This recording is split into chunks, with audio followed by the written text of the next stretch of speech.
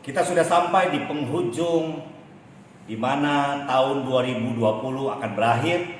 Kita akan sambut tahun 2021. Di bulan Maret 2020 kita dikejutkan dengan pandemi yang melanda dunia, yaitu virus corona.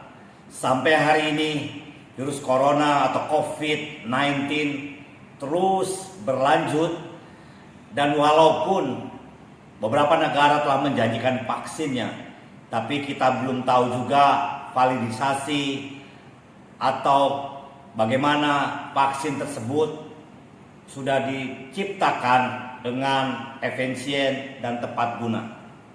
Menjelang tahun 2021 ada sebuah kata, yaitu ketekunan atau bertekun. Di tahun 2021 yang saya sebut sebagai the year of perseverance, di mana tahun 2021 kita diingatkan sebagai orang percaya harus bertekun di dalam melayani Tuhan, harus bertekun di dalam berdoa, memuji, menyembah dan bersekutu dengan Tuhan, harus bertekun untuk membaca firman Tuhan, harus terus bertekun untuk percaya dan beriman kepada Tuhan. Mari kita lihat, sebelum kita menyongsong tahun 2021, ada sebuah ayat tentang bertekun, dan ayat ini terdapat dalam Roma 5 ayat 1 sampai 11. Judul perikopnya kalau bahasa Indonesianya hasil pembenaran, tapi di dalam terjemahan bahasa Inggrisnya, di dalam Alkitab King James Version dikatakan peace with God through faith. Damai di dalam Tuhan melalui iman. Roma 5 ayat 1 sampai 11. Sebab itu kita yang dibenarkan karena iman, kita hidup dalam damai sejahtera dengan Allah oleh karena Tuhan kita Yesus Kristus. Oleh Dia kita juga beroleh jalan masuk oleh iman kepada kasih karunia ini. Dalam kasih karunia ini kita berdiri dan kita bermegah dalam pengharapan akan menerima kemuliaan Allah. Dan bukan hanya itu saja, kita malah bermegah juga dalam kesengsaraan kita, karena kita tahu bahwa kesengsaraan itu menimbulkan ketekunan, dan ketekunan menimbulkan tahan uji, dan tahan uji menimbulkan pengharapan. Dan pengharapan tidak mengecewakan, karena kasih Allah telah dicurahkan di dalam hati kita oleh Roh Kudus yang telah dikaruniakan kepada kita. Karena waktu kita masih lemah, Kristus telah mati untuk kita, orang-orang durhaka, pada waktu yang ditentukan oleh Allah. Sebab tidak mudah seorang mau mati untuk orang yang benar, tetapi mungkin untuk orang yang baik ada orang yang berani mati. Akan tetapi Allah menunjukkan kasih-Nya kepada kita oleh karena Kristus telah mati untuk kita ketika kita masih berdosa. Lebih-lebih karena kita sekarang telah dibenarkan oleh darah-Nya, kita pasti akan diselamatkan dari murka Allah. Sebab jikalau kita ketika masih seteru diperdamaikan dengan Allah oleh kematian anaknya, lebih-lebih kita yang sekarang telah diperdamaikan pasti akan diselamatkan oleh hidupnya. Dan bukan hanya itu saja, kita malah bermegah dalam Allah oleh Yesus Kristus Tuhan kita, sebab oleh Dia kita telah menerima pendamaian itu. Surat untuk jemaat Roma ini ditulis oleh Paulus, dan ketika itu orang-orang percaya yang ada di Roma menghadapi tekanan dari orang Yahudi sendiri yang belum percaya tentu kepada Kristus, dan dari pemerintah Roma sendiri. Mereka yang percaya kepada Yesus bersekutu, berkumpul sebagai jemaat mula-mula. Mereka mendapat tekanan bertubi-tubi dalam pemerintahan Roma, dalam orang-orang Yunani sendiri pada waktu itu, dan juga orang-orang Yahudi. Karena mereka memiliki kepercayaan baru, mereka mulai menyembah dan menjadi pengikut Kristus. Lalu Paulus menguatkan orang percaya atau jemaat di Roma. Nah, surat Roma ini mengencourage juga jemaat di Roma untuk mereka solid ya dalam persekutuan, tidak terpecah belah. Lalu Paulus juga dalam surat Roma ini menerangkan tentang doktrin-doktrin keselamatan. Apa hubungannya hukum Taurat, hukum Musa ya dengan keselamatan. yang diterima oleh mereka. Dalam surat ini tentunya Paulus banyak memotivasi jemaat di Roma, orang percaya di Roma untuk terus mengiring Kristus. Mari kita lihat ada beberapa poin dalam ayat ini yang memberikan kita sebuah katakanlah bekal untuk tahun 2021 supaya kita tetap bertekun di dalam Kristus. Yang pertama, mari kita baca ayat 3a di dalam Roma yang telah kita baca tadi, dalam Roma 5 ayat 3a. Dikatakan, dan bukan hanya itu saja, kita malah bermegah juga dalam kesengsaraan kita. Perhatikan baik-baik, ini surat Paulus yang katakanlah begitu mengingatkan kepada orang percaya dan kepada kita bahwa kekristenan bukan berbicara soal berkat saja. Kekristenan bukan hanya berbicara tentang doa dijawab dan mengalami mukjizat, tapi kekristenan berbicara tentang kesengsaraan. Bahkan di dalam kesengsaraan orang percaya harus bermegah. Ada hari katakanlah hari di mana kita bersuka, tidak punya masalah, pencobaan. Tapi ada kalanya kita juga mengalami yang namanya masalah atau pencobaan. Selama kita di dunia pastilah terjadi masalah pencobaan dalam kehidupan kita. Itu sebabnya saat ini ketika dunia menghadapi COVID-19, ini sebuah masalah, sebuah katalah pencobaan yang dulu juga sudah punya masalahnya sendiri. Kita perhatikan di Indonesia terjadi kerusuhan tahun 98, terjadi tsunami yang begitu hebat, terjadi gempa bumi, terjadi gunung meletus dan lain sebagainya. Selama kita hidup di dunia, sadarilah kita sebagai orang percaya pasti kita memiliki pencobaan. Paulus mengingatkan orang percaya di Roma bahwa kita justru harus bermegah di dalam kesengsaraan. Mengapa kita harus bermegah? Karena pencobaan, masalah ketika ada di dunia ini membuat karakter kita justru sebagai orang percaya bertumbuh. Ingatlah, sebagai orang percaya kita akan mengalami testing, sebuah ujian di dalam dunia ini. Dan ketika kita diuji lewat pencobaan dan masalah, apakah karakter kita yang muncul itu karakter yang luar biasa sebagai murid Kristus, atau karakter yang biasa-biasa, atau menunjukkan bahwa kita masih lemah. Ketika kita mengalami pencobaan masalah, cobaan datang kepada kita, bahkan kita mengalami kesengsaraan, tapi kita bermegah. Mengapa? Paulus mengatakan, terlebih aku suka ketika aku dalam masalah, ketika aku lemah, karena kuasa Kristus bekerja dalam diriku. Ketika kita menghadapi hari ini COVID-19 yang tahun depan mungkin kita doakan berakhir, tapi kalaupun belum berakhir, ada masalah baru, kita harus bermegah di dalam kesengsaraan. Mengapa? Karena dengan bermegah dalam kesengsaraan, maka karakter kita akan mengucap syukur. Karakter kita terus akan berharap kepada Tuhan. Doa-doa kita tidak akan pernah putus, karena justru lewat tes itu, truth, kebenaran di dalam hidup kita itu akan muncul dan akan membuat kebiasaan kita atau karakter kita sungguh-sungguh menjadi orang percaya yang menunjukkan bahwa kita murid Kristus sejati. Yang kedua, ayat 3b dikatakan oleh Paulus, karena kita tahu bahwa kesengsaraan itu menimbulkan ketekunan. Ternyata kalau kita memandang kesengsaraan atau pencobaan atau ujian dengan positif, kesengsaraan itu justru menimbulkan ketekunan. Lewat pencobaan, lewat masalah, kita terus berdoa, kita terus berharap kepada Tuhan, maka yang muncul adalah sifat karakter kita yang tekun, menunggu pertolongan yang datang dari Tuhan.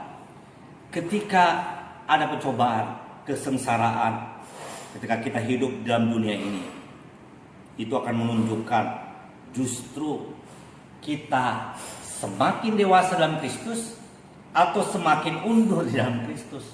Ada orang diperhadapkan kepada masalah, justru bukan dia bertekun melayani, justru dia bukan bertekun berdoa memuji menyembah Tuhan, cari wajah Tuhan.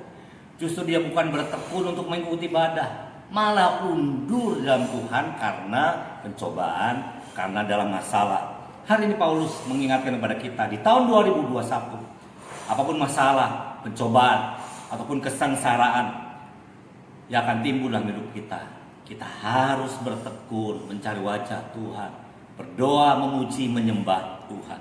Yang ketiga, Paulus mengatakan dalam Roma 5 ayat 4a, dan ketekunan menimbulkan tahan uji. Wow, luar biasa. Ketika orang percaya bertekun dalam pencobaan, dalam masalah, dalam kesengsaraan, maka orang percaya tersebut menunjukkan jati diri sebenarnya. Apakah selama ini dia hanya datang ke gereja sebagai rutinitas? Apakah dia selama ini datang ke komsel, ibadah doa, menara doa hanya sebagai rutinitas, hanya by roster aja, jadwal aja? Tapi sungguh-sungguh dia menyelami bahwa dia benar-benar murid Kristus. Karena seseorang bisa tahan uji kalau dia bertekun dalam pencobaan, masalah, dalam kesengsaraannya. Saya pernah melihat di sebuah kanal media sosial sebuah mobil yang mahal. Tentunya harus diuji dulu. Diuji kelengkapannya, diuji tahan bantingnya, airbagnya bagaimana, seat beltnya bagaimana, bodinya bagaimana. Dan sebuah mobil mahal ini yang menjadi masterpiece, sebelum dipasarkan, sebelum dijual ke publik, yang tentunya sangat dibuat terbatas, ditabrakkan dulu dengan kecepatan 120 km, lalu ditabrakkan ke sebuah tembok yang tebal, yang kokoh. Dan ketika ditabrakkan, mobil ini berisi balon udara manusia. Dilihat dari kamera yang dekat, bagaimana bodinya hancur tidak, bagaimana manusia ini hancur enggak, balon udara ini, airbagnya keluar enggak, seatbeltnya kuat enggak. Ternyata mobil ini sungguh tahan uji dan harganya pun fantastis, saudara, sangat mahal. Demikian juga kita sebagai murid Kristus sejati. Tandanya kita murid Kristus sejati. Apakah kita tahan uji seperti mobil tadi? Tentunya murid Kristus sejati yang tahan uji harus diperhadapkan kepada pencobaan, kepada masalah ketika kita sebagai orang percaya hidup di dunia ini. Pastikan di tahun 2021 kita adalah orang-orang yang tahan uji. Yang keempat dikatakan dalam ayat 4b dalam Roma 5, Paulus berkata, dan tahan uji menimbulkan pengharapan. Ternyata orang bisa tahan uji dalam masalah, dalam pencobaan, itu ada reasonnya, ada sebabnya. Karena dia berharap kepada sesuatu yang pasti dia akan miliki. Ada sebuah katakanlah penghargaan, ada sebuah katakanlah a gift, ada sebuah katakanlah hadiah.